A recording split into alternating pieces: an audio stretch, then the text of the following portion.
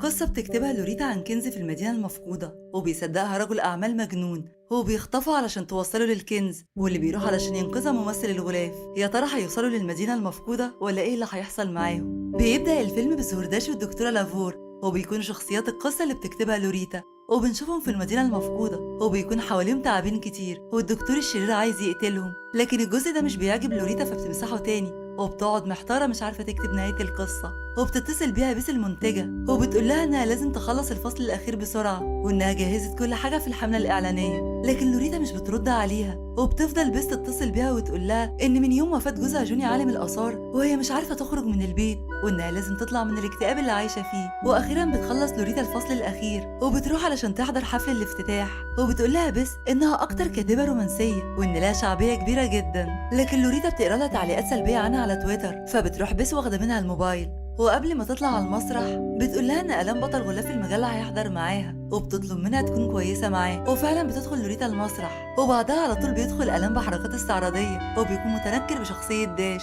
وبياخد ايديها وبيرقص معاها بالعافيه. وبيسأل المذيع لوريتا ليه سمت الكتاب دي، فبيجاوب بدلها ألان، وبيقول إنها سمته على اسم دلع البطل داش. لكن لوريتا بتقوله إن الاسم ده اسم المدينة المفقودة. وبتبدأ أسئلة الجمهور اللي بتكون كلها عن داش، وبيطلبوا منه يقلع القميص بتاعه، لكن داش بيقول لهم إن دي حفلة للكتاب ومش استعراض الغلاف. وبيطلب الجمهور من لوريتا تقلعه القميص، وبتوافق لوريتا وبتروح علشان تقلعهوله، لكن مش بتعرف، وبتوقع داش على الكتب والباروكة بتقع منه. وبتقول لهم بس يحلوا مشاكلهم بسرعة لأن لسه هيسافروا مع بعض في حفلات نشر الكتاب. وبتمشي لوريتا، وبيحاول ألان يصالحها، لكن لوريتا بتقوله إنها هتموته في القصة دي. وبيحاول ألان يقنعها إنه مهم للكتاب، لكن لوريتا بتسيبه وبتمشي. وأول ما بتطلع من الفندق بيكون في حد بيراقبها، وبتطلب أوبر، وبتوصل العربية قدامها على طول، لكن بتلاقي ناس ركبوا معاها. وبتحاول لوريتا تنزل، لكن بيمنعوها وبيمشوا. وبيشوفها ألان وهي بتحاول تنزل من العربية، وبيعرف إنها اتخطفت.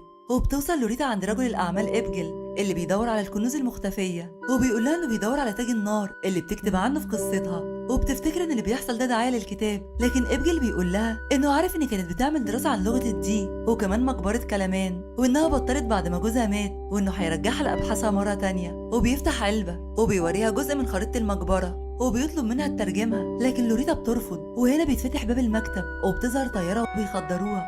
وفي نفس الوقت بتكون بس مع ألان بيفكروا هيعملوا ايه، وبتقول بس انهم يدوروا على منقذ خاص. فبيقول ألان انه يعرف واحد اسمه جاك، وبيكون متخصص في الانقاذ. وبيتصلوا بيه وبيقولوا له على اللي حصل، وبيسأل على موبايل لوريتا، فبتقول له بس انها اخدته منها، لكن ألان بيفكر انها لابسه الساعه الذكيه. فبيقول لهم يفتحوا موبايلها ويدخلوا على تطبيق الساعه، وهنا بيعرفوا انها فوق المحيط الاطلنطي. وبيقول لهم جاك انه يحولوا له فلوس ويبعتوا له موبايلها وهو هينقذها. وبتفوق لوريتا وبتلاقي نفسها مش قادره تمشي، وهنا بيقول لها ابجل ان تاثير المخدر هيخلص دلوقتي.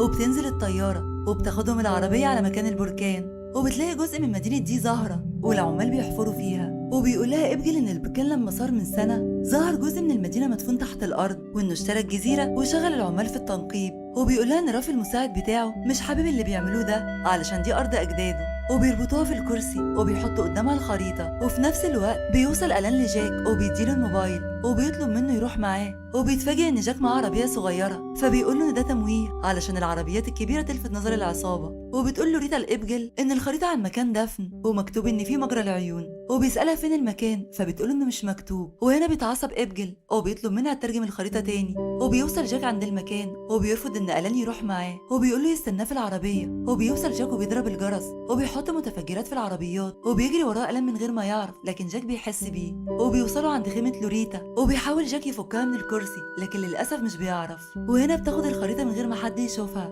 وبيشيلوها بالكرسي وبيجروا من المكان، والمكان كله بيتفجر. وبيفتكر ألان باب العربية، وبيحاول يقول كلام كويس للوريتا، لكن جاك مش بيديله فرصة، وبيقعد يكلمها وهو بيفكها. وفجأة بيتضرب جاك بالنار، فبيدخل ألان لوريتا بالكرسي جوه العربية، وبيفقد أعصابه وهو بيسوق، فبيفرمل بسرعة قبل ما يقع من الجبل. وبيبص وراه ومش بيلاقي لوريتا في العربية، وبينزل يلاقيها واقعة بره وبيفكها من الكرسي. وفجأة بتقع العربية من فوق الجبل. وفي اللحظة دي بيعرف إبجل إن لوريتا سرقت الخريطة بتاعته، وبتبلغ بس الشرطة عن اختفاء لوريتا. وبتنزل لوريتا وألان على العربية علشان يدوروا على الموبايل، لكن للأسف بيلاقوه مكسور. وبتتفاجئ لوريتا إن ألان جايب لها جزمة للغابة وكمان أكل ومية، وبتقول إن كل اللي المفروض يعملوه يتصلوا بالشرطة ويستنوا حد يجي ينقذهم. لكن ألان بيقول لها إن هو المنقذ ومفيش حد تاني جاي، وبيوريها الخريطة وبيقول لها إن في طريق مختصر وهيمشوا فيه ويوصلوا للمطار، وبيبدأوا يمشوا في الغابة ورافي بيكون وراهم. وبتحكي لوريتا لألان عن إبجل واللي عايزه منها، وبيقول لها إن ده معناه إنهم جوه القصة بتاعتها، وبيسمعوا صوت رافي وعصابته، فبينزلوا في المية علشان يعدوا النهر ويهربوا. لكن رافي بيقدر يوصل لهم من الترتل اللي في هدوم لوريتا وبيمشي وراهم. وهنا بتشوف لوريتا شلال وبتلاقي كتابة على قبر كلمان، وبتطلع الخريطة وبتلاقي بقيتها على الجدران. وبيوصل ألان وبيشوف رافي، فبيقول لها يطلعوا فوق الجبل بسرعة، وبتقول إن أكيد بس قلقانة عليهم. وهنا بيقول لها ألان إنه متأكد إنها بتبعت فريق الإنقاذ، وبتكون بس في المطار لوحدها وبتحاول تلاقي التذكرة علشان تروح لهم. وبيوصل إبجل لرافي وجايب لهم الموتوسيكلات اللي طلبها علشان يقدروا يدخلوا وراهم الغابة. وبتوصل بس ومش بتلاقي طيارة خاصة توصلها للجزيرة، وهنا بيعرض عليها سواق طيارة نقل إنه يوصلها. وبتصحى لوريتا قبل ألان وبتنزل تشوف الخريطة، لكن ألان بيشوفها وبيقول لها ازاي تخبي عليه حاجة زي كده، وإن إبجل مش هيسيبهم بعد ما سرقت الخريطة. وبيلم حاجته وبيمشي، وبتمشي لوريتا بعيدة عنه.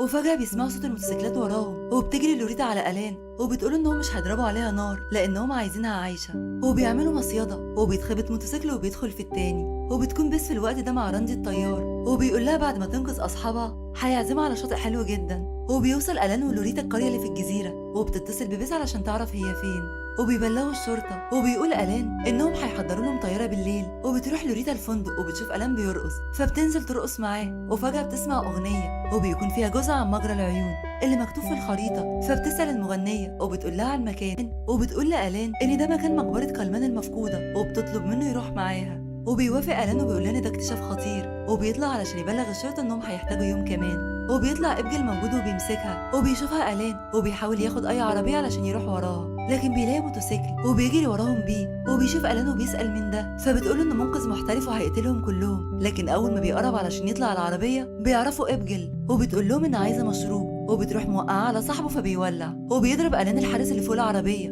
وبيطلع إبجل وبيهدده بالمسدس وبينزل معاه. وهنا بتوصل بس وبياخدهم إبجل على الجزيرة، وبيدخل في الكهف وبيقول لهم يتحركوا بسرعة. وبتلاقي لوريتا النفق، فبيقول لها إبجل تدخل الأول. وبتوصل الناحية التانية وألان بيكون عايز يروح وراها، وبتشوف لوريتا المقبرة. وبيقول إبجل إنه ازاي يبنوا في مكان مقفول زي ده، فبترد لوريتا وبتقول له إن ده مكان تاها الحزينة على جوزها. وبيقول رافي إن الملكة مش عايزة حد هنا وممكن يكونوا في خطر. لكن طبعا إبجل مش بيعجبه كلامه، وبيفتحوا القبر لكن مش بيلاقوا غير جثث الملك والملكة. وبيستغرب إن التاج مش موجود، فبيسألها عن التاج، فبتقول إنهم ماتوا وهم حاضنين بعض. وبتوري له الكتابة اللي على الجدران عن قصة حبهم، وإن التاج كان من الصدف والكنز حبهم. وفجأة المكان بيتهز والبركان بيثور، وإبجل بيقول لهم يدخلوا القبر علشان يحبسهم فيه ويكونوا زي الملك والملكة. لكن رافي بيرمي العتلة الحديد في القبر من غير ما إبجل ياخد باله، وبيطلعوا علشان يهربوا. لكن رافي بيجري بسرعة وبيوصل المركب قبل إبجل، وبياخد المركب وبيمشي. وبيقول لإبجل إنه اشترى الجزيرة ولازم يفضل فيها. وفجأة بتظهر مركب بس في النهر، وبيشاور لها إبجل عشان تنقذهم. وبتسأله بس عن لوريتا،